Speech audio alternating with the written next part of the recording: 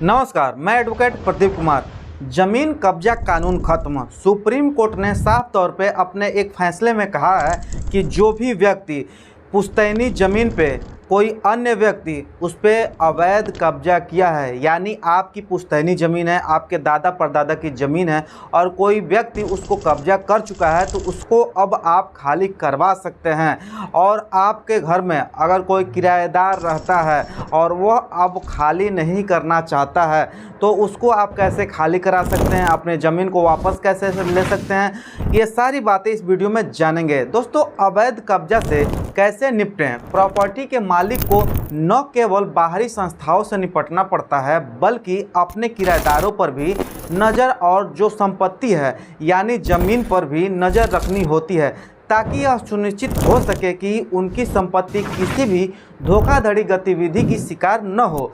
इससे बचने के लिए आज इस वीडियो में जानेंगे कुछ ज़रूरी बातें, जिसके वजह से आप अपने प्रॉपर्टी को दोबारा वापस ले सकते हैं। सुप्रीम कोर्ट ने वह क्या कहा है जिसके वजह से आप अपनी संपत्ति को खाली करा सकते हैं जो लोग अवैध कब्जा किए हैं।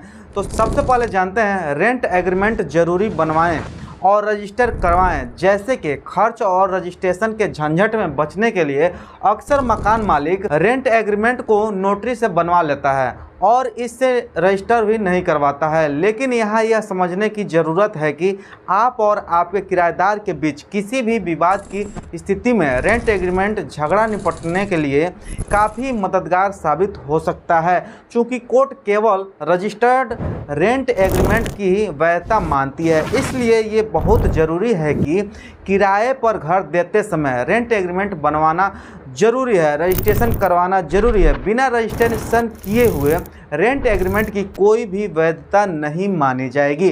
प्रॉपर्टी दौरा करते रहें, यानी कि आप अपने प्रॉपर्टी संपत्ति को देखभाल करते रहें। यहाँ कहने की ज़रूरत नहीं है कि किसी भी प्रकार की छोड़ी हुई संपत्ति, खास तौर पर वो जो प्रमुख लोकेशन पर स्थित हो, भूमाफिया और अपराधियों का ध्यान आकर्षित करती है। हालांकि प्रॉपर्टी की भौतिक यानी फिजिकल सुरक्षा के लिए उचित व्यवस्था की काफ़ी अहमियत होती है। उदाहरण के लिए चार दीवारी का निर्माण करना, नियमित रूप से वहां दौरा करना और आवश्यक हो जाता है। अगर आप एक सुनिश्चित किराएदार को नहीं रखना चाहते हैं, नियमित व्यक्तिगत दौरा नहीं करते हैं, तो आप बुरे फंस सकते हैं।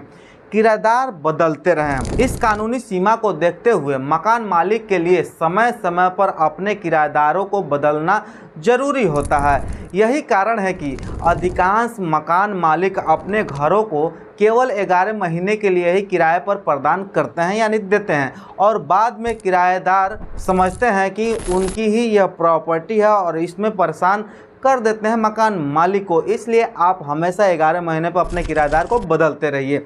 अगर यह परिस्थिति बिगड़ जाए तो सिविल कोर्ट में अपना उपाय जरूर अपनाएं।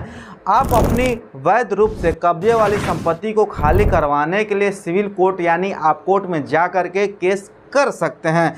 और एक उपाय और जान लीजिए, पुलिस अधीक्षक जो होता है एसपी के पास शिकायत दर्ज करें। सबसे पहले आपको अपने नज़दीकी पुलिस अधीक्षक यानी पुलिस स्टेशन के पास एक लिखित शिकायत दर्ज करानी होगी। जहां संपत्ति है वहां के नज़दीकी पुलिस स्टेशन जाइए या फिर एसपी को वहां जाइए, स्पष्ट रूप से अपनी समस्या को लिखिए।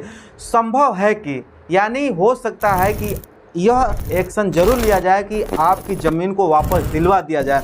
और सुप्रीम कोर्ट ने क्या कहा है ये जान लीजिए। सुप्रीम कोर्ट ने अपने फैसले में कहा है कि जो भी संपत्ति है उस पर अगर कोई 12 वर्ष से ऊपर से वहाँ पे काबिज दाखिल है यानी कब्जा करके अपना घर द्वार बनवा करके रह रहा है, तो वह मालिकाना हक अपना ले सकता है। यानी अवैध कब्जा किया है, भले ही आपकी ज़मीन है और कोई दूसरा व्यक्ति उस पर अवैध कब्जा करके 12 सालों से रह रहा है, तो वह मालिकाना हक ले सकता है।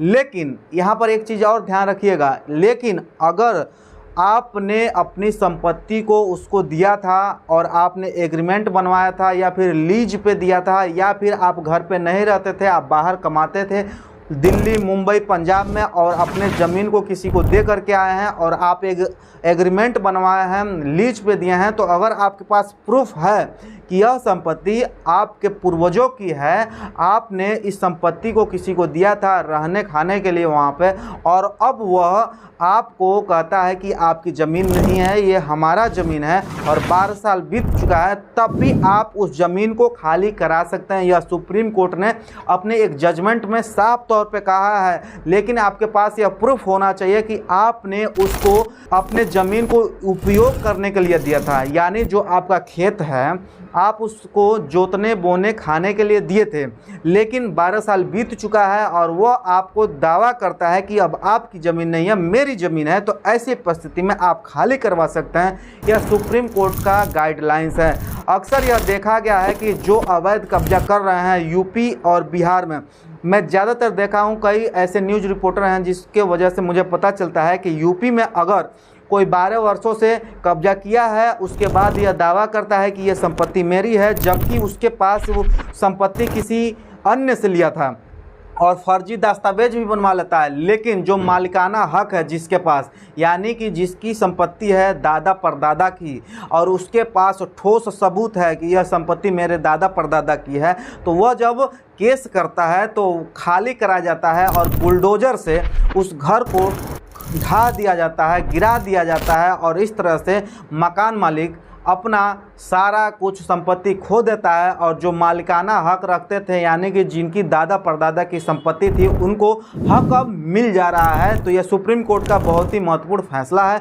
दोस्तों, मैं आशा करता हूं कि आज का वीडियो आप लोगों को पसंद आया होगा। अगर आज का वीडियो अच्छा लगा हो, पसंद आया हो, तो लाइक कमेंट शेयर जरूर करें, और ज़मीन से जुड़ी हुई कोई भी समस्या हो तो मेरे दिए गए नंबर पर कॉल कर सकते हैं, मुझसे जान सकते हैं, पूछ सकते हैं। आप लोग का बहुत बहुत धन्यवाद है वीडियो देखने, जानने, सुनने के लिए। हम लोग मिलते हैं एक नए वीडियो में एक नए टॉपिक के साथ। तब तक के लिए जय हिंद, वंदे मातरम।